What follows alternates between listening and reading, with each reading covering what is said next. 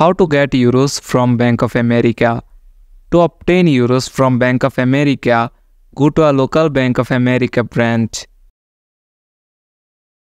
Bring a valid form of identification such as driver's license or passport. Ensure that you have an account with Bank of America. Some banks may require you to have an account with them to perform foreign currency transactions. Be aware of current exchange rate. Banks may charge a fee or offer a slightly different rate than the market rate. Decide how you want to pay for the euros. You can use cash or cards. Once the transaction is completed, you will receive the requested amount of euros. That's it. Thanks for watching the video.